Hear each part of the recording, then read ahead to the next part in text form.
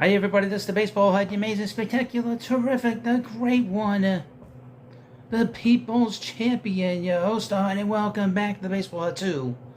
Hope you like this video and hit that subscribe button. So, before we get into this video, I need you to do me a favor. If you're a big Mets fan or if you're a big minor league baseball fan, I have a channel called the Prospect Hut, and I basically do videos on the Met prospects on that channel. As I record this video, I need 79 subscribers to get to 1,000, which means the channel will be fully monetized. So just go in the link of this video and go in there and subscribe, and it'll be great for me and it's great for my family. It's a little extra money, which I wasn't expecting. So here's from SI.com. Some team we've not heard much from. The Baltimore Orioles. Baltimore Orioles insider says major trade is coming this offseason. There's still a possibility that the Baltimore Orioles pull off a major trade, according to an MLB insider. Just because something major hasn't happened yet for the Baltimore Orioles doesn't mean nothing will occur. At least that's how has been the thought surrounding the offseason approach so far.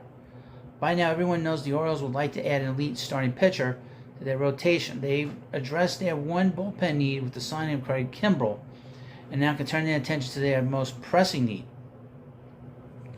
Whether it's Dylan Cease, Corbin Burns, or a few other notable names, Baltimore has been linked to just about every single one of them, but no trade has been completed. Steve Maluski of MASN thinks that not only will a trade occur this offseason, but that one is imminent. Quote, the infield depth seems to be leading to one conclusion. A trade is coming. Because it is not so far doesn't mean it won't. To me, considering the depth of talent here, a deal seems likely, almost inevitable. He writes, with Jackson Holliday on the verge of making his MLB debut, it seems very clear they should move a few of their other prospects to get back one of the aces available on the trade market. Who they would be willing to give up is unknown. However, eventually the Orioles have moved some of these players to address the needs that this roster has. They can't just stock by highly ranked prospects forever. Mike Elias and his front office have done a good job rebuilding the talent within the organization overall. Now they need to use what they've built to get more pieces that allow them to compete for a World Series championship right now.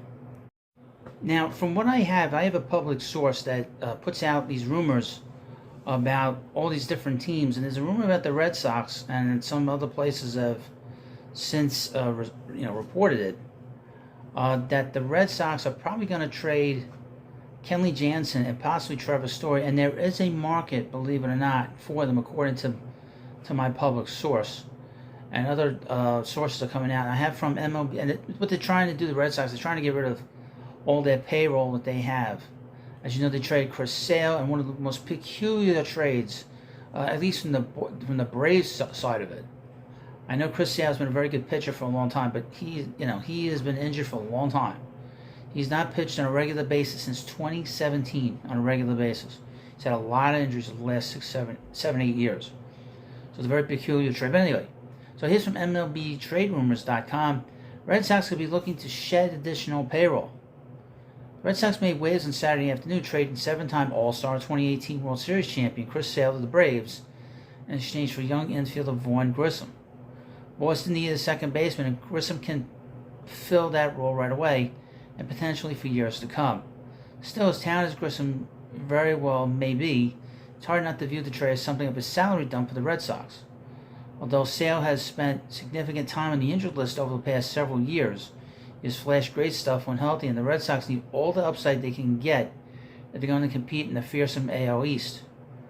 By trading the veteran starter to the Braves, along with $17 million in cash, the Red Sox reduced their total payroll commitments by $10.5 million and their luxury tax payroll by approximately $7 million.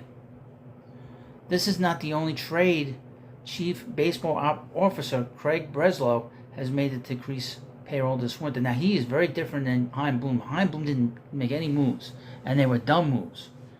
He's willing to make moves to improve the Red Sox.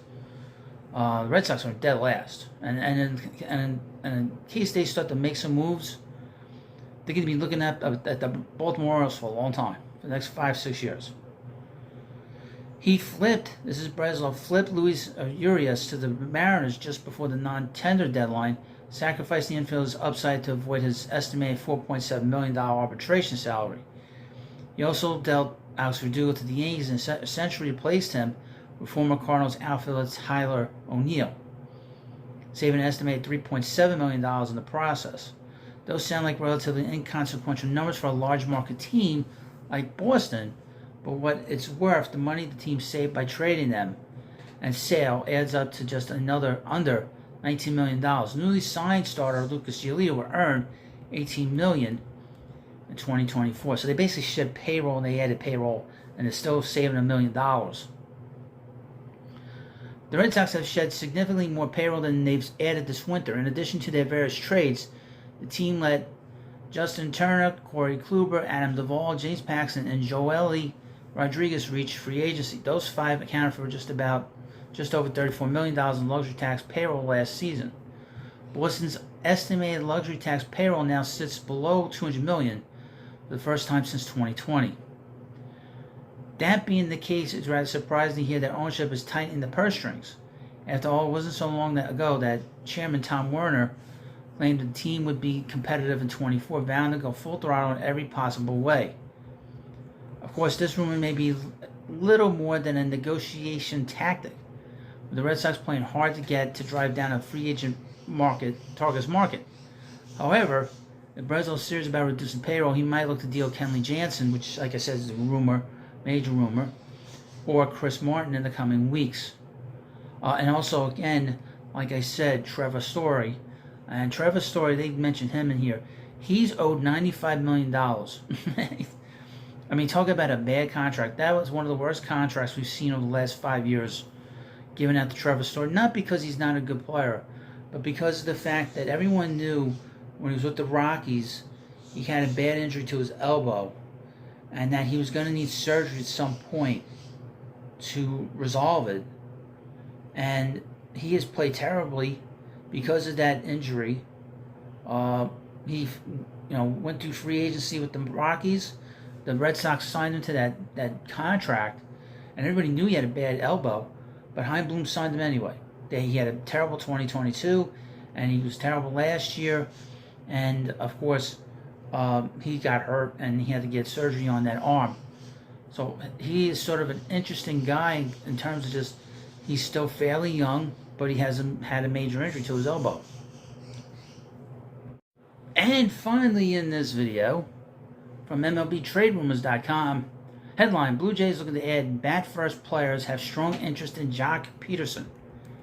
After missing out on both Shohei Ohtani and Yoshinobu Yamamoto, despite finishing as finalists for both stars, the Blue Jays have recently pivoted to smaller moves than the blockbusters they were contemplating earlier in the offseason.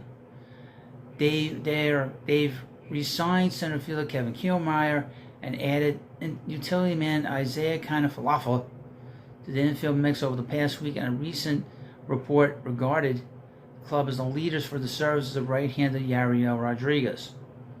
According to Sportsnet Ben Nicholson, the club has also continued to be active in the positional market since signing Kiermaier and Kiner-Falefa, showing strong interest in free agent slugger Jock Peterson. Peterson, who Trade Rumors Leo Morgenstern profiled just this morning, is coming off something of a down season with the Giants. After crushing 7 home runs in just 36 games earlier in the season, Peterson's final 85 appearances saw him hit just 8 round trippers. Interestingly, the disparity in production came with similar peripheral numbers. Now, if Peterson can even come close to replicating his 2022 season, where he slashed an excellent .271 en route to his second career All-Star campaign, he'd be an excellent fit for the Blue Jays, roster short on left-handed bats following the departure of Brandon Belt. The rumor is he's going to retire Brandon Belt. Though Peterson primarily played DH in 23 due to an outfield logjam in San Francisco, the slugger also helped to take some pressure off of Dalton Varsho in left field after a difficult 2023 season. The addition of Peterson would go a long way to improving a Toronto offense that underperformed somewhat in 2023 and had since lost both Belt and Matt Chapman to free agency. course, it's important to note that Nicholson-Smith suggests that things are far from a done deal between the two sides, with the Diamondbacks, Angels, Giants, and Cubs all standing as other potential suitors, though the Cubs, Nicholson-Smith notes, may only have interest should they fail to re-sign Cody Bellinger. Likewise, the Blue Jays are interestingly in plenty of potential bat-first options beyond Peterson, with Nicholson-Smith name-checking each of Rhys Hoskins, J.D. Martinez, Joey Votto, and Justin Turner.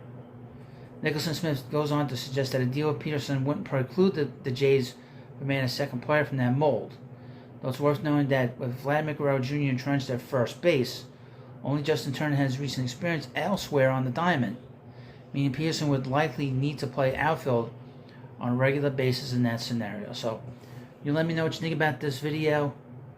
And of course, please go into the link in this description and subscribe to the Prospect Hut. I'm 79 subscribers away from getting to 1,000. Go in there, hit that subscribe button if you care about that's prospects, and of course, if you like minor league baseball. Thank you for watching. Please subscribe to Baseball too, of course, and I'll see you later.